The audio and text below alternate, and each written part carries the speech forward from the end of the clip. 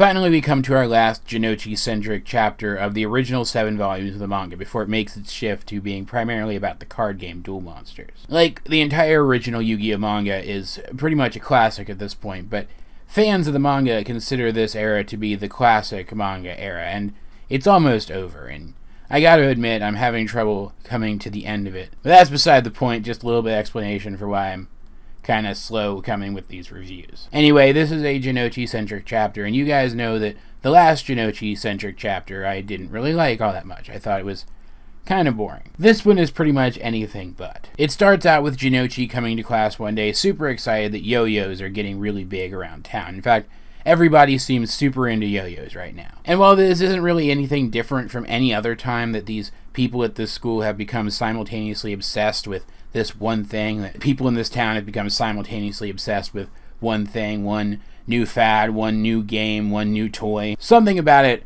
rings a little goofier than usual here. Maybe it's because Jonouchi is in the focus, even though it would make sense for him to be in the focus since yo-yos are more of a physical toy than things they've dealt with in the past. But maybe it is because he's in the focus. Maybe it's because I'm used to Yugi being in the focus in these situations, but something about it just, it doesn't feel right, and it comes off as kind of goofy, especially when this kid, who, you can't tell me that's not Naruto wearing a brunette wig. I'm just gonna call him Brunette Naruto. Brunette Naruto mentions that he was attacked by guys using yo-yos as weapons. They apparently keep yo-yos concealed, presumably because it's easier to get away with having a yo-yo in your pocket than having a knife in your pocket, and then basically threaten to bludgeon you to hell and back if you don't turn over all your valuables. Which is stupid, because you can still conceal a knife in your pocket, and characters in this series do it all the frickin' time. And you can also deal significantly more damage with significantly fewer people if you're using knives than yo-yos. This entire thing is stupid, and yet Yugi and his friends, of course, buy it hook, line, and sinker and decide they have to put a stop to this because,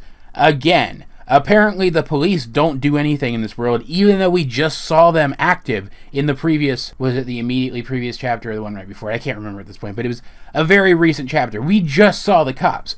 We know now that they exist. Call the police, guys, come on. But no, of course, Yugi and Jonouchi go alone. They don't even take Honda with them to investigate this kid's claims, and he ends up leading them, of course, into a trap. It turns out he's part of the same gang that he was pretending attacked him. And yes, maybe this is just their shtick. Maybe they do lead people to out-of-the-way areas and then assault them and even use yo-yos to do so because they're all freaking crazy or something. But all of this is feeling pretty familiar at this point. Even the location, even Jonouchi points out that the location is pretty familiar. And so it's fitting when Jonouchi is the first to realize that it's a trap, and he even seems to know where the trap is going to come from, specifically because he's dealt with these people and their tactics before. It turns out that all of this was a plan to get Jonouchi specifically to this location so that an old friend can get his revenge. Yes, this chapter is the return of Alien Face. He wants revenge on Jonouchi and Yugi as well for defeating him last time. And of course, left with the choice between using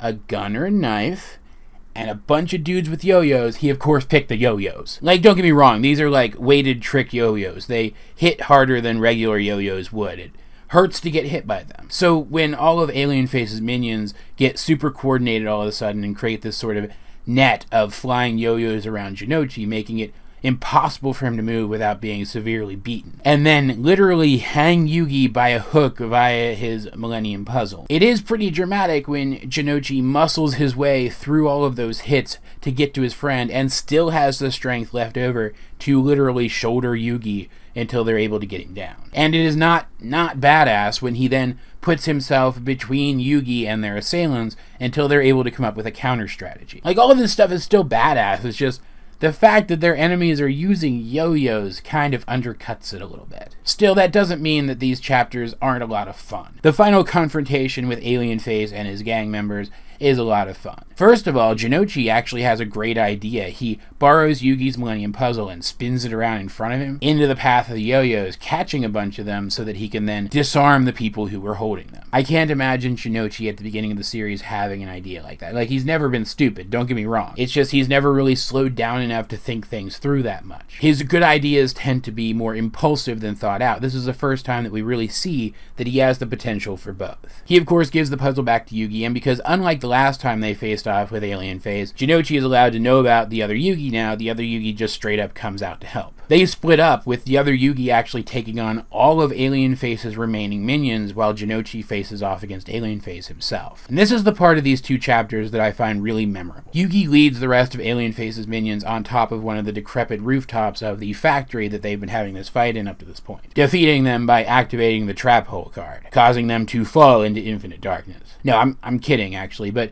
it's not all that far off. It's actually really cool. While Jonouchi is having more of a straight-up fight with Alien Face, Yugi leads these guys around on this decrepit rooftop, letting them fire their yo-yos off at him, and barely miss him, while he simultaneously strikes the roof in strategic spots with his own yo-yo, then leads them to the center of all those spots and lets them fall through and knock themselves out. It's a really cool use of both his physicality, which is something that Yugi doesn't use very often, and his incredible intelligence. And this is all right after we see that because yo-yos are as much a puzzle as they are like a physical toy, something that you require physicality to use, he's actually good at yo-yo tricks. It was something that I didn't expect to see the first time I read this, and was surprisingly cool. And to make it even better, while Yugi is defeating his opponents with a combination of his great intellect and strategic thinking, combined with what physicality he has, Jonouchi's doing the same thing, just with an opposite emphasis. He's focusing more on his physicality, but he's also making good use of his strategic mind. When Alien Face starts using dirty tactics, Jonouchi is able to slow down, think things through, and wait for the right opportunity to strike and defeat his opponent outright. It's a really strong climax, which takes up most of the second of these two chapters, giving it plenty of time to unfold and plenty of time to develop neat visuals. There's a lot of neat visuals during this climax, and the art is of course up to snuff with Kazuki Takahashi's regular quality. It's just that this is a straight up sequel to the Wild Gang, the defining Jonouchi story, and it doesn't have all of the Jonouchi background elements in it that made Wild Gang so great, because we've already gotten those. Yeah, there's history between him and Alien Face, and it is kind of neat to see the two of them work together to defeat this essentially same group, whereas Yugi basically defeated them himself for the last time, giving Jonouchi closure against this guy that he didn't really get in their last encounter. And as a straight up sequel, it's not terrible or anything, it's just, it's not as good. I would have liked to have seen these two stories somehow merged, honestly. But that's not to say that I don't enjoy it either. The yo-yo thing, the use of the yo-yos by the villains is a little goofy, but this is Yu-Gi-Oh! And it does manage to be just not goofy enough to not work in Yu-Gi-Oh! That was a mess of a statement, but I'm sure you guys follow what I'm trying to say. It was almost too goofy, but not quite, and so I can look past it. As per usual, though, I'd like to know, what do you guys think of these chapters of Yu-Gi-Oh! If you have read them? Let's get a discussion going in the comment section down below, and prepare ourselves, because next week, or the week after maybe, comes the final confrontation of the first 7 chapters of Yu-Gi-Oh! And the next Millennium Enemy. In the meantime, though, this has been AJ22, and I will talk to you guys later.